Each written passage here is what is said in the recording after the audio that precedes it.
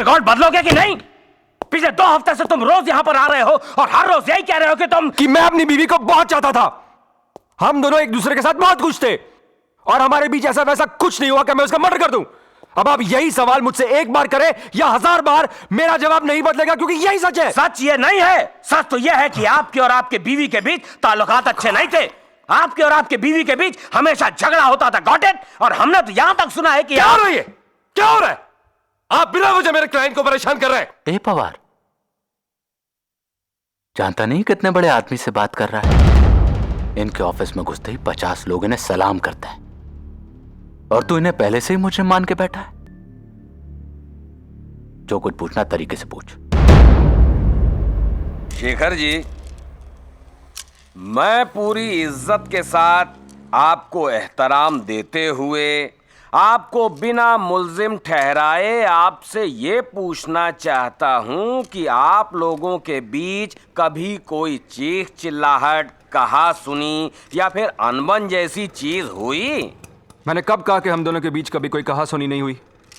हो सकता है हम दोनों एक दूसरे पे चिल्लाए भी हों, पर उसके जवाब में क्या इतना काफी नहीं कि हम दोनों शादीशुदा थे और हर शादीशुदा पति पत्नी के बीच में थोड़े बहुत झगड़े तो हुआ करते हैं। आपका एक प्रोग्राम भी टेलीविजन पर देखा था, वो सिमी गरेवाल वाला अंग्रेजी सोप रान देश हो। उसमें भी आपको देखकर नहीं लगता था कि आपकी पत्नी आपसे ज्यादा खुश हैं। Mister Rustam Sorab soda water वाला, तो तुम नेशनल जिमखाने में अटेंडेंट का काम करते हो? हाँ, कहने के लिए। कहने के लिए? क्या मतलब? कहने के लिए तो मैं उधर का अटेंडेंट नहीं है, पर असल में अपनी वहां का होल एंड सोल है।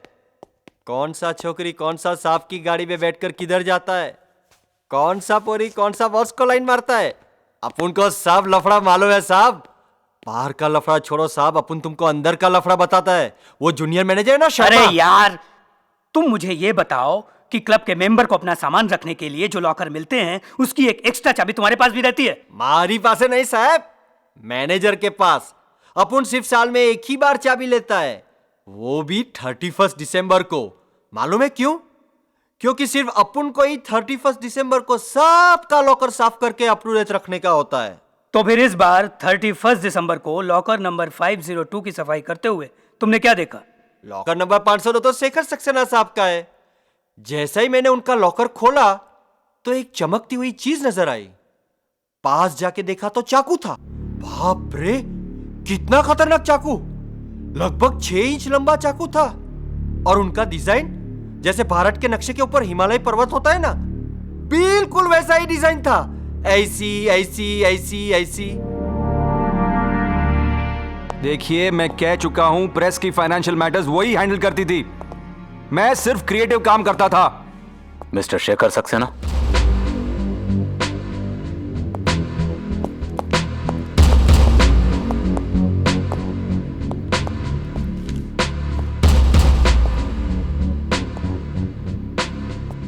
आप शिकार का शौक रखते हैं? What?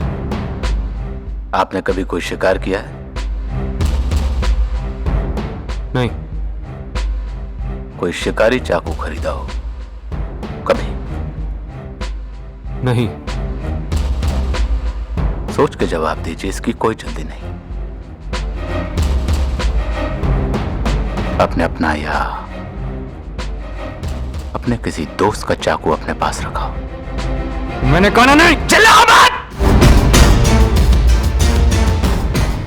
मैं तुझे एक मौका और देता हूं, सच सच बता। तमीज से बात कीजिए। तमीज की ऐसी की तैसी। मैं अभी तक तेरा लिहाज कर रहा था, वरना मुझे बहुत अच्छे तरीके से आता है हलक में हाथ डाल के सच्चाई को उगलवाना। आपको लगता है कि मैंने अपनी बीवी को मारा है ना? Prove it.